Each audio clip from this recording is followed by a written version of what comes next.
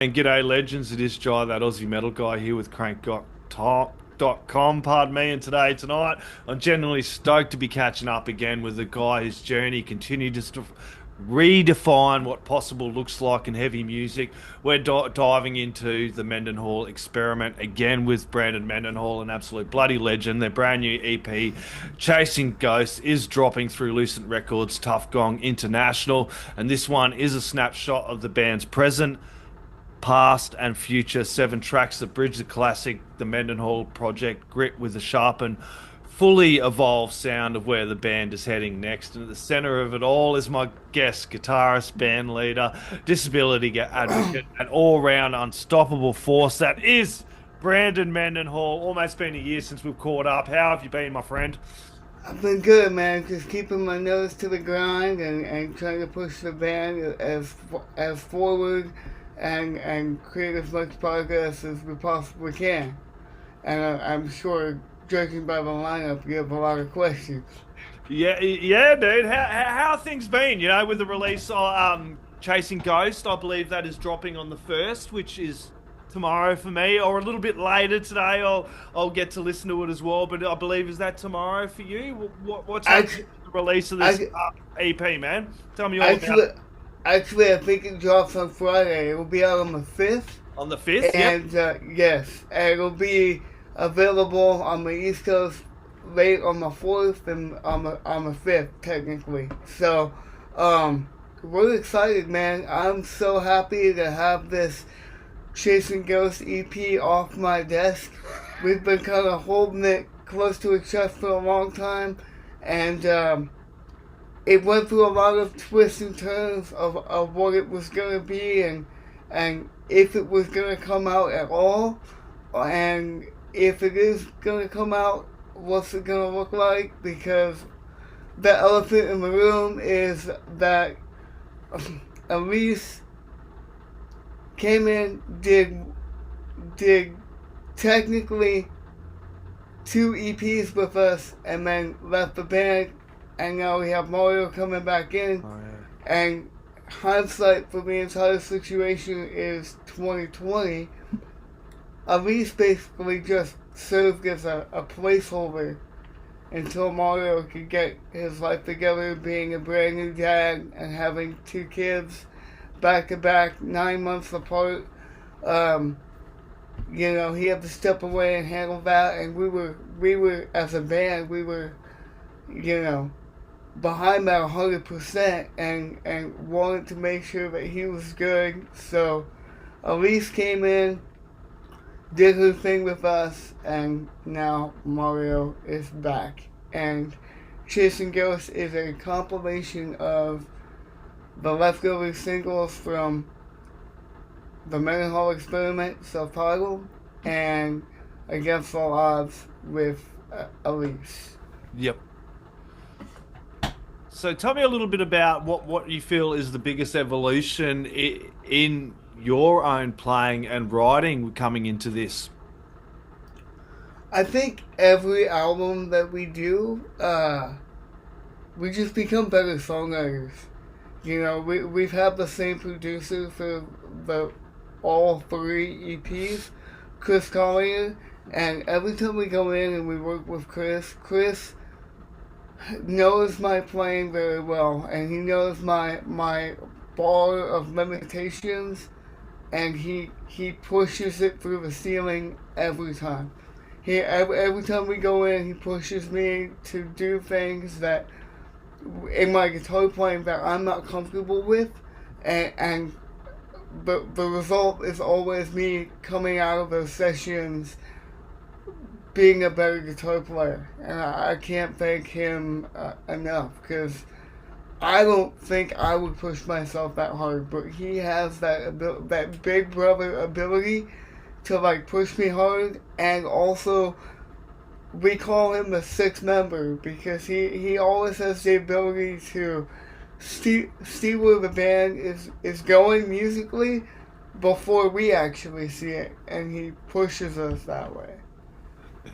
Yeah, well, you must have read my mind, Brandon, because that was my next question as well about working with Chris Collier, and we did mention this last time. He knows you're playing inside and out, so it must be good to have someone that you can totally trust in that way musically that can push you and challenge you to play, things in a different way, or maybe some ways that you weren't sure that your left hand could pull off and everything as well. But he kind of knows you and kind of knows a little bit more of you as well and challenges you a little bit more. But were there any specific riffs, techniques where it was like, man, try it this way and it kind of just clicked for you? It was a lot of songwriting and structural like writing processes like incorporating like turnarounds Yep. and adding pre-choruses and doing build-ups in certain places. Little things that I hadn't thought of as a writer Yeah. that has kind of sharpened my skills to to push me to that next level, the level that like I didn't even know I was capable of. So it's always a learning experience, and then over the past couple of EPs, I've incorporated using Evertune equipped guitars. So I have Evertune bridges on all of my main guitars, and my guitar never goes out of tune because of my CP and the way my left hand is all jacked up. Yep. I do a lot of what we as guitarists call fret drag. So I'll play a chord and I'll pull the chord out of tune naturally because of the way that my hand just kind of lands on the board. So it was a happy accident that Chris recommended that we use the Evertune. He's like, you gotta get like one guitar with an Evertune on it. It will change your playing immensely, and it will cut down your recording time. It will cut it in half. And so I went to Ibanez and I hit up my rep and I'm like, hey, I need this, and they sent me one of Monkey's signatures with the Evertune in it, and that became my main guitar. And then I started playing with it like in rehearsal. I brought it to rehearsal, started playing it, and the band kind of stopped me in my tracks, and they're like, dude, you have to play this all the time. You're playing it like you sound so much cleaner and tighter. Because happy accident, it kind of neutralizes my disability in that regard. Yeah. And in the studio, when we were recording these two EPs, Against All Odds and Chasing Ghosts, it cut my recording time less than half. Yep. Like, it wasn't even cutting by half. I would say it cut it into a third of the time that we would spend on tracking my guitars. Yeah, you must be reading my mind, mate, because you're going through everything. It's like I'm about to ask you as well. You're still playing that seven-string Ibanez is kind of what I was kind of leaning in next as well. And for some players, I suppose that neck is quite intimidating. But for you, it actually kind of probably helps with the dexterity at times as well, as you were just talking about. Yeah. Yeah, I was kind of born with like really long, kind of Yeah, twitchy, dude. like alien fingers, right? So, the seven string, the wizard neck board feels natural in my hand because it's so like wide but flat. So it gives a almost like a pivot surface for Yeah. my hand to kind of rest off of. And so that always attracted me. That was why my first guitar was an Ibanez 7-string. Yeah. But the 7-string with the incorporation of the Evertune changed the game. Yeah, dude. and and now Ibanez has made me a custom version of Monkey's Apex, the silver one that I played for a few years. They built me my own custom. It's like gold and silver. I call it the Champagne Burst. Yeah, dude. Yeah. Beautiful guitar too, man, as well. Tell us a little bit about reworking this Chasing Ghosts EP, because like I know you've got the few. What you've gone back? Did you go back and redo those tracks from the previous releases for this EP, or did you retrack them? Tell me a little bit about the sequencing and everything, what it was like doing that as well, where you went. So there's no hidden sorcery on this record. I wish there was, but Got you. Chris's schedule didn't really allow for it. So what we ended up doing was, if you look at the track listing, the EP starts off with Unwanted. Little cuts, bury your casket, the take, say it, seize the day, and nothing good came easy. Right. So Unwanted was left over from the first EP recordings, and we put it out as a single. Yep. So Unwanted and Nothing Good Came Easy Acoustic were put out as singles after the release of the first EP. And then for the release side of things, we had The Take, which is brand new, yep, featuring David Leach from Dirty Machine. And then we had Little Cuts, which is also brand new. yep. And then we had dropped Say It, Bury the Casket, and am I missing one, or is that it? The seize the days out as well. And then and Seize the Day. Okay, so we released Say It and Bury the Casket in anticipation of releasing Chasing Ghosts with Elise on it entirely. Yep. And then Elise decided to go her own way and do her own thing. So we had to kind of go back to the drawing board and kind of rethink how we wanted this EP to see the light of day. And that's when I came up with the concept of like, well, let's just grab the singles from the previous EP and the singles from this EP and put them all together on one kind of compilation release, and you know, that way it's a hard copy that we can press for fans and they can pick it up at the shows, and the singles that weren't on any of the official releases, they can now take them home, and they got a couple brand new songs with Elise, but we'll end up playing them live with Mario. So it was a way for us to kind of, you know, give the fans something cool and kind of tie up loose ends at the same time. And then we threw our biggest single of all time, Seize the Day, on there, just for fun.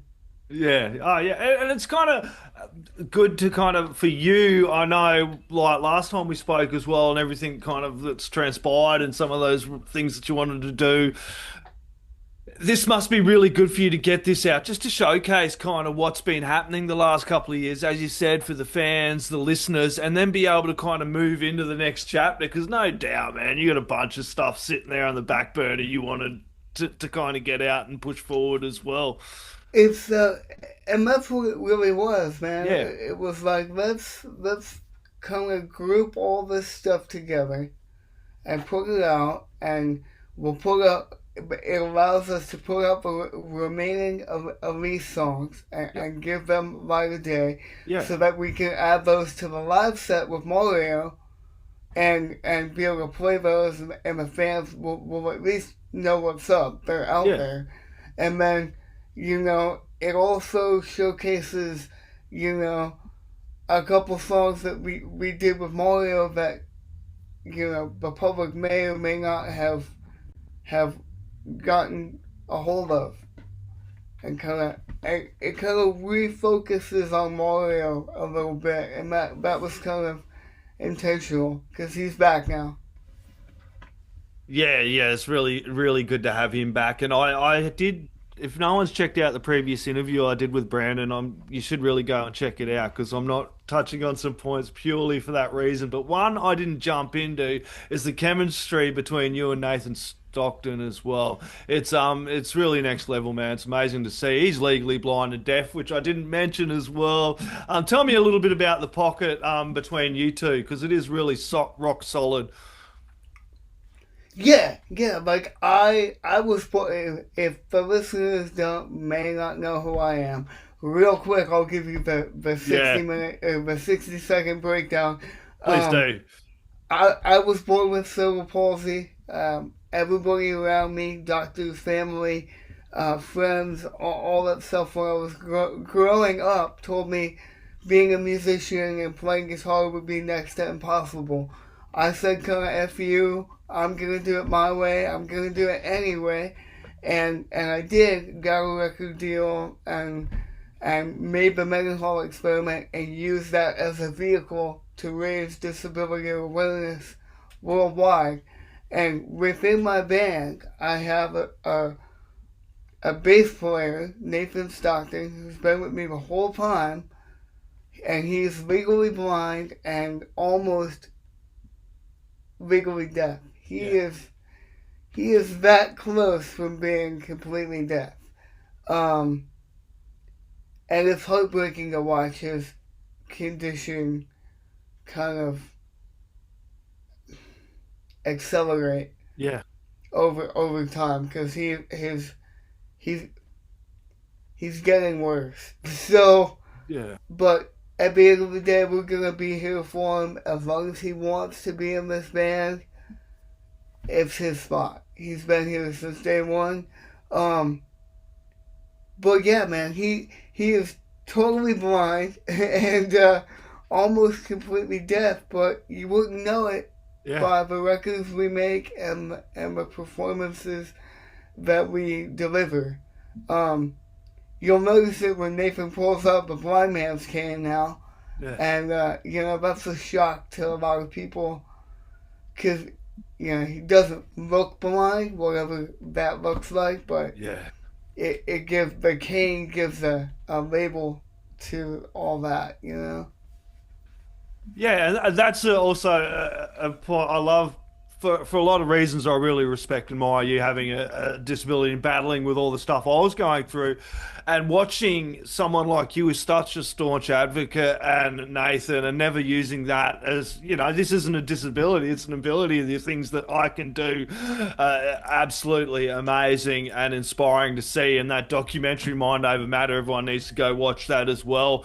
And that chat that we had, that stuck with me for so long. So when I got the other chance to chat with you about this all as well, it was something I definitely had to chat to you about as well. So tell me a little bit about, communicating on stage. It must be, you must just totally be locked in because at times it must be hard for Nathan as well when that room is shaking, the lights are all going as well. But I mean, Nathan and I have been doing this for almost 20 years, and he's my partner on stage right. So Yep. he's always literally been my right hand man. So like if I need to get his attention for anything, I like physically grab him and be like, hey, um, and then he'll get it. But like we've all kind of learned to speak up when we're talking to Nate. Not like in that stereotypical way, but like when you really gotta get his attention, you gotta put a little bass behind your voice. And it ain't no thing. It's just like I deal with my disability and don't even think about it like we deal with his stuff. And with all that being said,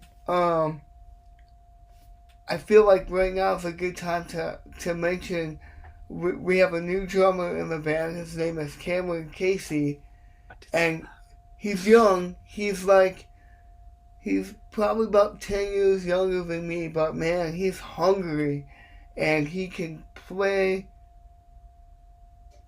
he can play the drums like no other, man. And I'm so stoked to have him in the band. He's great with the social media. He's always got a great attitude. But it's worth mentioning that Cameron is on the autism spectrum, so he kind of fits right in with the message. Love And that. we've been touring with this other guitar player, Logan Mansour, and he is also on the autism spectrum. So the Mendenhall Experiment is kind of rounding out to fully living our core values 100%. And Mario is just crazy. I, Everybody knows that he's on his own planet, but that's from being a lead singer. the autism, like my niece has autism. She was non-verbal for a long time, and now she doesn't. She still talks, but not a great deal in that. But music is a huge connection to her. And my partner, her boy, he's 14, and he was the same, non-verbal for so long, but he just is amazing with music. Writes sheet music, plays the trombone, and is just so locked in with that as well. So that's really, really cool to hear about Cam and the other guys as well. Yeah, Cameron and Logan, um, they're really special dudes, Yeah, man. yeah, dude. You can give them both a piece of music, and they'll take, you know, 30 minutes with it maybe, and we're like, yeah, I got it. Let's go play it. Yeah, I'm yeah, like, dude. what? Like, let's practice it first, and we run through it a couple times, and they blow my mind every time because they have it. Yeah, It's yeah. if I feel blessed to even watch it and be a part of it. Yeah. Well, it's amazing what you're doing, man, and the whole band as well, and the music on its own. You just listen to you guys, and you don't listen to any of that story, and you're like blown away. And then you hear the backstory of all of you guys as well. It's pretty amazing. And I am gonna at this point mention it since we are talking about it. The Danny Award, dude. How cool was that? I actually was watching that the couple hours as well of that, man. That's an amazing thing to be a part of, dude. As someone who's, have family with disabilities and struggled with hidden disabilities, and myself, so it was amazing to sit back and watch those because I didn't even realize there was something like that. It was really, really cool to see. Massive congrats to you as well. Yeah, two-time Danny Award Yeah, winner. We won the first time in 2022. Literally the day that Against the Odds was released to the public. We were in New York City and performing at the Danny Awards 2022 for our then song with Chris Garza from Suicide Silence called Pulse of the Lost.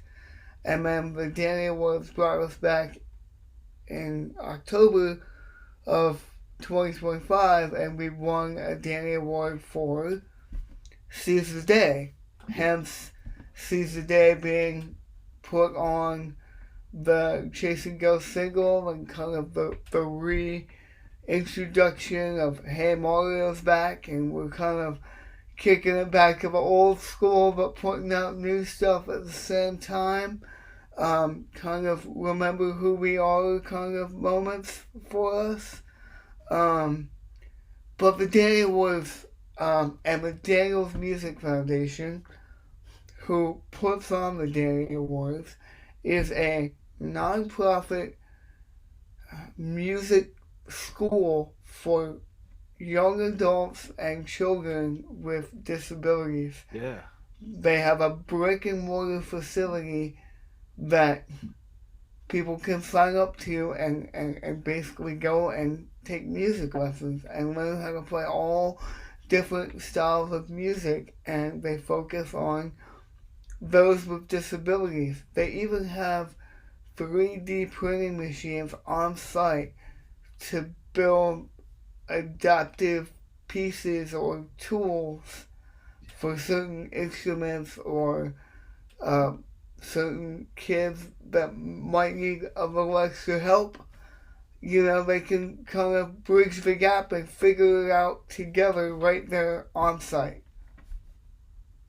Yeah, there definitely needs to be more support, and you know, it's really good to see the industry and the scene and society really starting to shape and be more accessible to people with disabilities in the music scene as well, because that's something I found hard at times, you know, and I'm not even like in a wheelchair or anything. I had to see other people in at gigs and that, and I see how hard it is for them to get into facilities and get out, and we all need to be able to rock out at these gigs and these shows, and there needs to be a lot more, and there needs to be people like Danny doing what they're doing as well with disabled people with music as well, because it's just the music is such a healing, therapeutic thing, and it brings so much to your life as it has you, it has me, you know? Yeah. So, like, you know, finding the Daniels Music Foundation and learning about how they came to be and what they're all about, Yeah. and it's like what we do and what they do align in symmetry.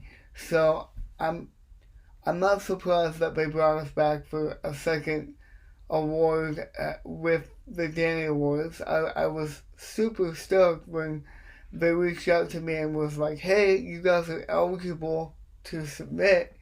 You should submit something. And I proposed to them seize the day because Mario's back. And I was like, plus, there's no bigger anthem for disability awareness than Seize the Day, right?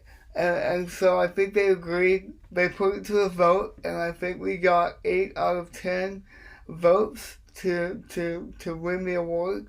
And the award show is really cool, man. They try to showcase musicians and artists from all across the world that have different disabilities but play music in their own kind of fashion. And they actually let us close out the night at the award show because they knew once we came on with our brand of high energy, they were like, nobody's gonna want to follow you guys, so the stage is yours. Yeah, damn straight. It was a good performance as well. It is over there as well. I do encourage everybody to go check out that performance is over on YouTube. It's a really good watch the whole night as well, especially the closing off as you for you guys. Have you guys got anything planned live wise with the release of this EP coming up, or what's we have happening a on the live front? we have a local gig in Redlands opening for Stitched Up Heart on December 17th at the District in Redlands, California. And we're kind of doubling that as our Chasing Ghosts album release party. Once again, it will be Wednesday, December 17th. And we'll be there celebrating Chasing Ghosts and opening for Stitched Up Heart, which I'm super stoked about because I love that man. Yeah, that's going to be a great night. Everybody needs to get down there if you're over in the area. Bloody sell that out. Buy a bunch of merch, Brandon. It's always a bloody pleasure, mate. Every time we talk, I walk away bloody fired up, man. Not just because We, of the riffs of the journey, but because of the bloody honesty and the weight behind everything you do, mate. I really do appreciate it, eh? Thank you for having me, man, and I hope that everybody listening gets a chance to see us on tour in 2026. We have a lot of things in the background being worked on. We plan to do a bunch of touring for 2026. I just don't have anything that I can kind of proverbial let the cat out of the bag with. I will say that hopefully we land on tour with 96 Bitter Beings again. Darren Miller of CKY. We just did a tour with them in October, this past October, and we're trying to land a few things with them in 2026. Damn straight. Everybody get the Chasing Go CP. Everybody crank up some of the Mendenhall Experiment. Crank it loud. The neighbours are going to want to hear it too, mate. Thank you very much for your time. Really do appreciate it. Thank you so much, man.